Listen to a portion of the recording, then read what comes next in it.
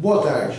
Estamos aqui reunidos com o pessoal de Informações Estratégicas em Vigilância em Saúde, que irá nos prestar esclarecimento sobre a doença que ocorreu em Santa Rita do Trivelato, a hantavirose. Qual o principal hospedeiro dessa doença?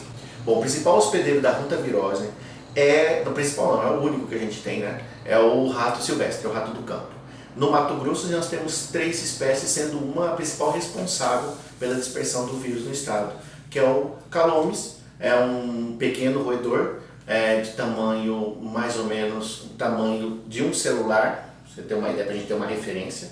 Esse animal possui a cauda um pouco maior que o corpo dele e é um animal que sobrevive exclusivamente em região de campo e silvestre. É um animal que vive e se alimenta de grãos, principalmente de soja, milho, né, que ocorre quase todo o Mato Grosso, né, em lugares que adotaram a agricultura como economia principal, e esse é o principal hospedeiro da doença, que pode estar transmitindo para os seres humanos. Quais são os sintomas da hantavirose? Os sintomas são parecidos com o sintoma de uma gripe comum, ou seja, febre alta, acima de 38,5, dor de cabeça, dor na barriga, dor abdominal, né? Dor na parte traseira, ou seja, dor lombar, eu já disse cefaleia, dor de cabeça, fraqueza e dores no corpo. Poderia facilmente ser confundido com uma gripe, mesmo porque tem todos os sintomas. Sempre confundido com uma gripe. Qual o tratamento e o tempo de incubação da hantavirose? Período de incubação, muita gente fala de 4 a 60, de 2 a 60, de 4 a 55, mas vamos preconizar de 2 a 60 dias, né? É o período de incubação da doença. O tratamento, não existe tratamento específico para a hantavirose. De acordo com o algoritmo do Ministério da Saúde, você obedecendo aquele algoritmo, questão do hemograma, questão do raio-x, você tem que disponibilizar UTI. Tratamento para a hantavirose é UTI, unidade de tratamento intensivo. Todo infectado com a hantavirose provoca, esses sintomas vêm à tona e a doença se manifesta a partir do momento da infecção, a doença se manifesta em 100% dos casos. Seria isso? Acontece o seguinte, como muitos autores falam, de 2 a 60, de 4 a 55, a questão da hantavirose é o seguinte, nos 4 primeiros dias da doença, você não tem prognóstico nenhum. Não dá para saber o que é. Não dá para você definir o que é. Então, é uma gripe, é uma dengue, então você confunde muito. Você tem todos esses sinais e sintomas que ele fala. A partir do 5º dia, você pode ter alguns complicadores, como a dispneia, que é a falta de ar. Isso, tendo ou antes, o profissional que mais ou menos suspeitar que seja, ele tem que fazer um raio-x de tórax, um hemograma, né, para poder avaliar se esse paciente é suspeito ou não.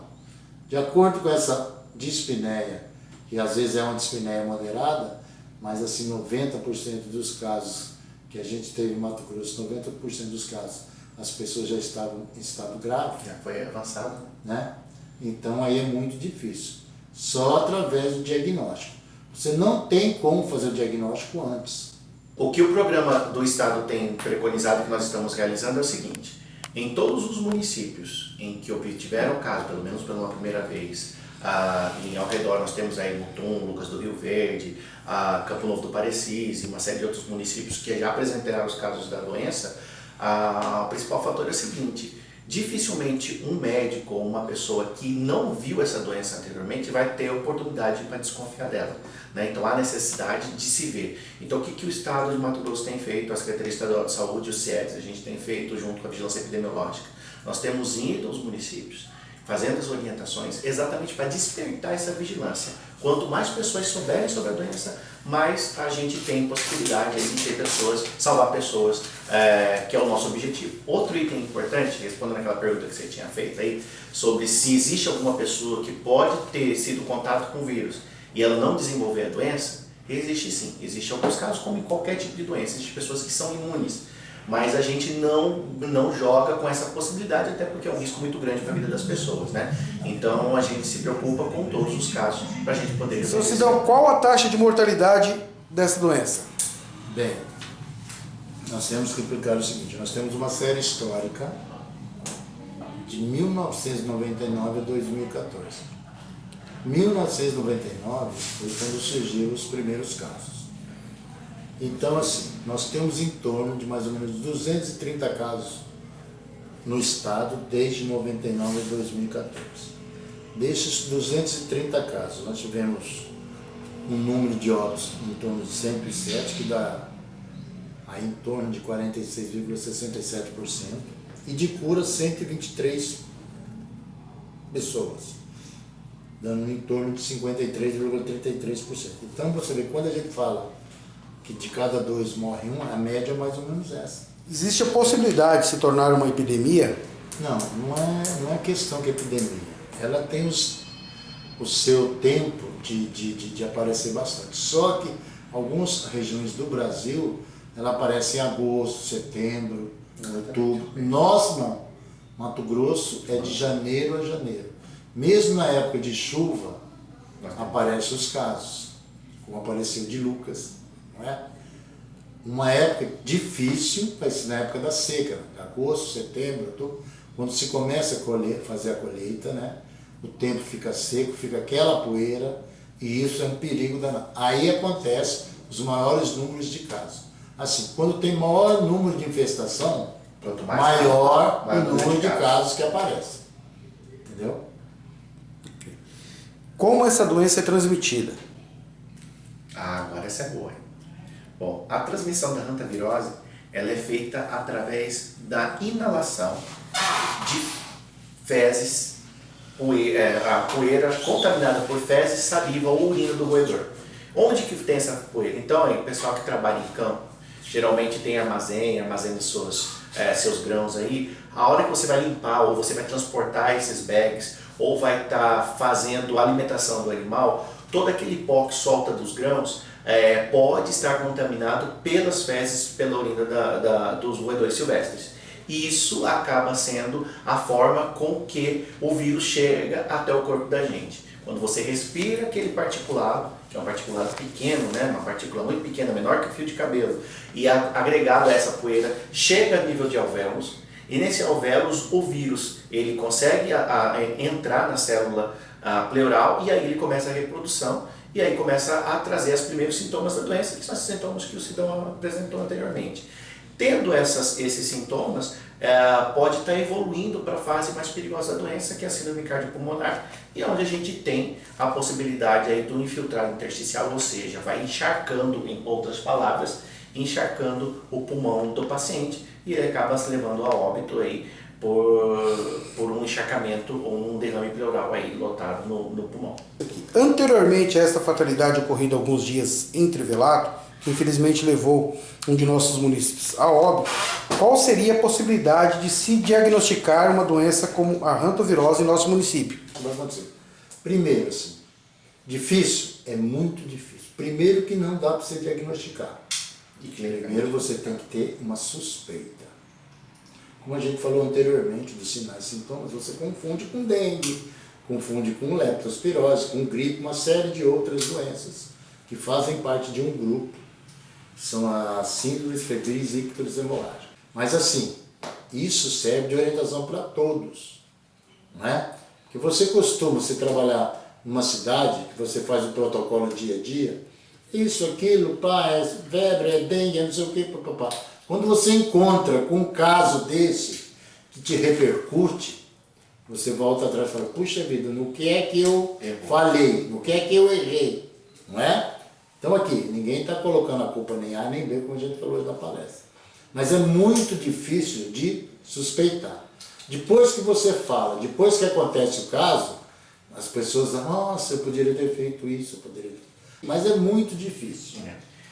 Aqui na câmera, só para a gente complementar, é o seguinte, geralmente a medicina ela trabalha com as hipóteses de época também. Então, na época em que está acontecendo início de H1N1, as doenças como dengue, que são mais comuns, então é mais lógico que o médico suspeite inicialmente dessas doenças. Como hantavirose é um evento novo para a cidade de Santa Rita do Trivelato, é uma situação nova, dificilmente haveria desconfiança dessa doença se a pessoa não tiver experiência ou contato anterior a esse, né? Então a gente chama agora esse caso de um caso sentinela, que a partir desse momento a Secretaria Estadual de Saúde, o CIEBS, junto com a própria a Vigilância em Saúde, implantar um programa que melhore a sensibilidade não só do profissional médico que trabalha aqui na cidade, mas também com toda a equipe. Porque não é só responsabilidade médica identificar essa situação. Nós temos uma série de outros, faz parte da equipe, e todos da equipe de uma unidade de saúde podem e têm a possibilidade de conhecer sobre essa doença. Como foi o primeiro caso, a partir desse momento que a gente faz a implantação, e aí futuramente, provavelmente, a gente vai ter uma melhor detecção da hantavirose na Santa Rita do Trivelato. Quantos casos já foram registrados aos redores de Santa Rita do Trivelato? Ou seja, em municípios vizinhos ao Nova? 4 casos. 2 no ano passado, de Nova Mutum, né? E 1 de Lucas, que foi esse ano. E agora o de Trivelato. Isso começa a mostrar que a doença ela começa a ser avançada. Entendeu? Então, todos os locais de produção de grãos, nós temos que ter muito cuidado e não deixar passar batido. Ah, Sorriso não tem. Pode ter passado batido? Com certeza já passou. Como aconteceu com o Lucas, né? Lucas passou batido. Primeiro aconteceu. Depois do primeiro já teve uma suspeita no segundo. Entendeu? Quantos desses 4 casos ocorridos ao redor do município e no município houve óbito? Ou seja, 3 óbitos. 3 óbitos em 4 casos.